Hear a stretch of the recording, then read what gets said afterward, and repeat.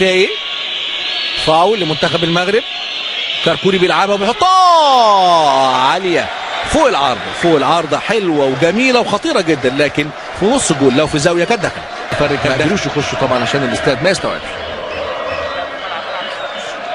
تاني بوتابوت وتترد الكوره من بوتابوت، عايز يشوط خطر، لو شاط وشوطه واخدها من تحت، بتعلى من ازيد وقفل المباراه. الكره العاليه بدماغه بيحطها، فرصه عن طريق الملعب والمهاجمين ورجعوا قصيره، كان هيحرك فيها الحارس. وفي هتافات من جماهير الجزائر. بيستلم زايري واستلم زايري الكره بينما من ناحيه شمال، خطر من ناحيه شمال مختاري ويلعبها خطره ومتابعه برضه. رجع للكره العاليه، لا الكره العاليه دي بقى انت وبختك، لمسه وخطره ممكن جول، يلا جول، هيحط جول، هوبا جول يلا.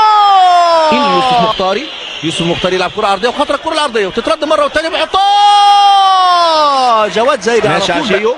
عايز يبص ويلعب كره عرضيه عشيه وتتلعب غلطه جول الجول بغلطه او الغلطه بجول على طول. خطا دفاعي استغله صح.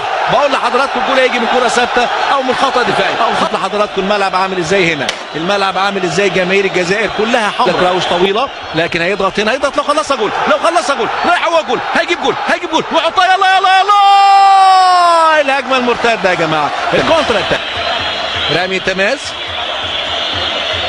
رامي تماس للمغرب، تتنقل محمد يعقوبي في وسط ثلاثة، محمد يرجع بيها ورا، لمسة والثانية بيسلمها يوسف لجواد وعدى خطر، هو جول، هيجيب جول وكرة عرضية جول، هيجيب جول هوبا جول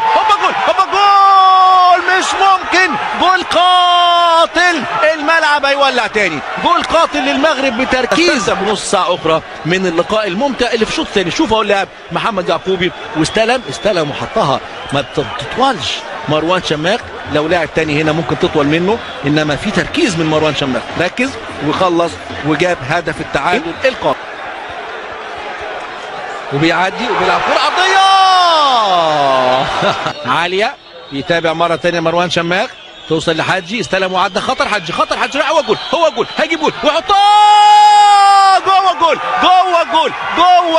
جول جميل للاعب جميل. اللاعب ده مش ممكن، يوسف حجي مش ممكن، مجهود فردي ومهارة فردية، كل شيء فردي يا راجل. ايه الراجل ده منشنها، شوف الزاوية الضيقة، ما يقدرش يلعبها في الزاوية الضيقة، ما يقدرش يحارب المغرب ويحاول يبعد عن التسلل وتعمل هجمة مرتدة في نص الملعب فاضي وجوه جول، هو جول هيعدي راسه الجول، هيجيب جول جوه جول خلص الماتش. جواد زايري بمهارة واقتدار والهدف الثالث من الكونتر اتاك، مش ممكن.